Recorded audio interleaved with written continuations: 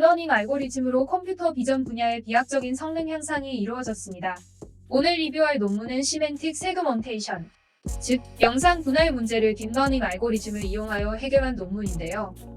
현재까지 딥러닝을 이용해 이 문제를 해결하는 논문들의 베이스가 되는 이 분야의 아버지 같은 논문, 풀리 컨볼루셔널 네트워크스 포 시멘틱 세그먼테이션, 줄여서 FCN 논문을 리뷰해 보겠습니다.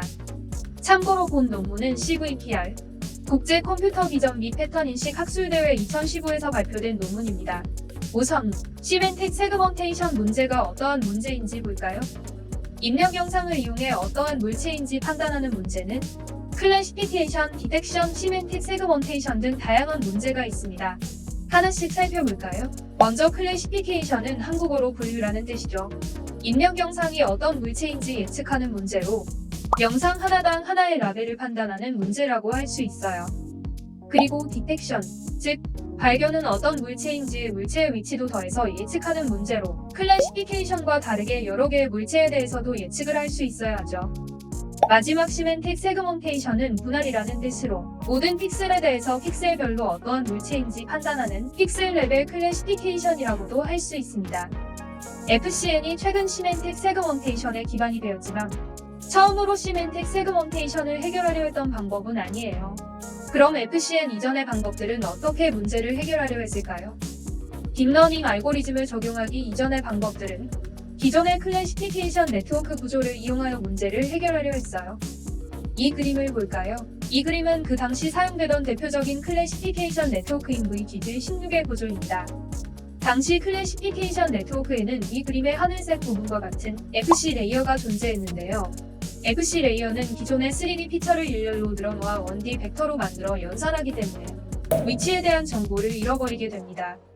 예를 들어 7 곱하기 7 곱하기 510이라는 3차원의 피처가 있다면 FC 레이어는 7 곱하기 7 곱하기 510이 된 25088개의 벡터로 변환해 연산을 하는 거죠. 그렇게 되면 모든 픽셀 정보를 구분해야 하는 시멘틱 세그먼테이션에는 적용하기 힘들게 됩니다.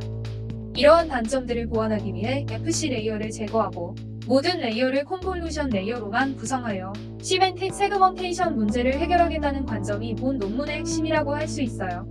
자, 이제 FCN 이전의 방법들에 대해서 알았으니 FCN에서 제안하는 방법은 무엇일지 알아볼까요? FCN에서는 크게 세 가지의 핵심 과정이 있는데요. 바로 컨볼루셔널리제이션 앤 업샘플링, 스킵 커넥션 아키텍처입니다.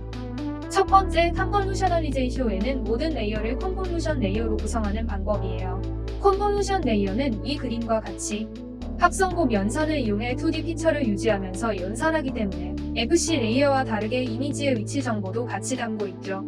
이렇게 컨볼루셔널리제이션을 해서 모든 레이어를 컨볼루션 레이어로만 구성하며 네트워크에서 위치 정보가 소실되지 않고 유지됩니다. 두 번째는 업샘플링인데요. 이 그림에서 네트워크의 구조를 볼까요? 그림에서 피처의 공간의 크기인 스페이셜 사이즈가 작아지는 것을 볼 수 있는데 이는 레이어 사이에 존재하는 풀링 레이어 때문이에요. 그럼 풀링이란 무엇일까요? 풀링이란 피처의 사이즈를 줄이는 방법으로 맥스 풀링, 에버리지 풀링 등이 존재합니다. 만약 풀링을 하지 않고 이미지와 똑같은 크기를 가진 피처를 계속 사용한다면 파라미터가 기하급수적으로 늘어나며 이로 인해 연산량이 급격하게 늘어나게 되죠. 이렇게 풀링은 연산량을 줄이는 효과도 있지만 가장 큰 효과는 리셉티브 필드가 넓어진다는 것입니다. 리셉티브 필드가 넓어졌다는 것은 한 픽셀을 계산하기 위해 더 넓은 범위의 픽셀 값들을 고려하여 연산된다는 거죠. 시멘틱 세그먼테이션에서 입력 영상은 스케일이 다양하므로 주변 픽셀만 봐서 판단할 수 있는 물체도 있지만 전체적인 영상을 봐야 판단하기 쉬운 물체도 있기 때문에 리셉티브 필드가 큰 것이 유리합니다. 따라서 연산을 효율적으로 하고 리셉티브 필드를 늘리기 위해서 풀링을 사용하게 됩니다. 하지만 정답 영상과 비교를 통해 학습하기 위해 풀링으로 줄어든 이미지를 입력 영상과 같은 크기로 만들어줄 필요가 있습니다. 그래서 업샘플링이라는 방법을 사용하게 되죠. 업샘플링이란 풀링으로 줄어든 이미지를 입력 영상과 같은 크기로 만들어주는 과정입니다. 업샘플링에는 다양한 방법이 존재하지만 FCN 논문에서는 가장 간단한 방법인 빌리니어 인터폴레이션을 이용하여 같은 크기로 만들어 주었어요. 그럼 여기서 빌리니어 인터폴레이션은 무엇일까요? 빌리니어 인터폴레이션은 리니어 인터폴레이션을 가로 방향과 세로 방향에 대해서 두 번 한다는 의미이며 영상의 크기를 변경할 때 두 픽셀의 값을 두 픽셀과의 거리에 따라 채우는 방법입니다. 이 그림을 보면 쉽게 이해할 수 있죠. Q11, Q11, Q21, Q22의 4픽셀의 값을 이용하여 P의 값을 예측하는 문제라고 가정했을 때 P의 가로축 값으로 R1과 R2의 위치를 잡을 수 있고 이를 거리의 비율에 따라 계산하면 이렇게 되고 이렇게 구한 R1과 R2를 이용해 그 거리의 비율에 맞도록 계산하면 P값을 구할 수 있어요. 세 번째는 스킵 커넥션 아키텍처예요. 줄어든 피처를 단순한 빌리니어 인터폴레이션만 이용해 고정하며 물체 간 경계 부분의 구분이 힘들고 대체적으로 스무스한 예측 결과가 나오죠. 이 그림을 볼까요? FCN-32S라고 표시된 부분이 스킵 커넥션을 적용하지 않은 결과입니다. 결과에서 단순히 빌리니어 인터폴레이션만 적용한 결과는 물체 간 경계가 불확실한 것을 볼 수 있어요. 이러한 단점을 해결하기 위해 제안된 방식이 스킵 커넥션이죠. 이번엔 이 그림을 볼까요? 이 그림은 스킵 커넥션의 구조를 나타낸 그림이에요. 프롬부터 풀5까지는 VTG16 모델에서 각 풀린 레이어를 나타낸 것이죠. 스페이셜 사이즈는 단계별로 2분의 1씩 작아지는 구조를 가지고 있습니다. 물체 간 경계 부분을 더욱 잘 살리기 위해 스페이셜 사이즈가 더 크고 상대적으로 리셉티브가 작아 디테일 정보가 덜 손실된 피처를 같이 사용하는 구조입니다.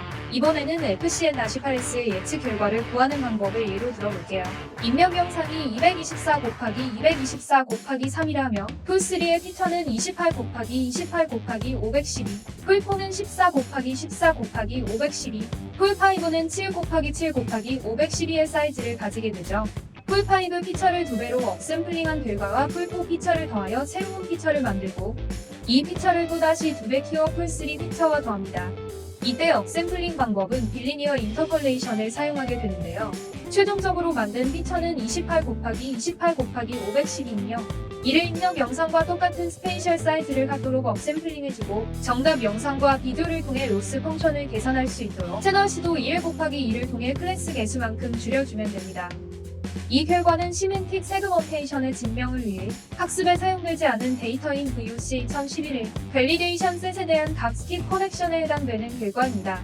가장 다양한 레벨의 피처를 사용한 FCN-8S의 결과가 가장 좋은 것을 알 수 있죠.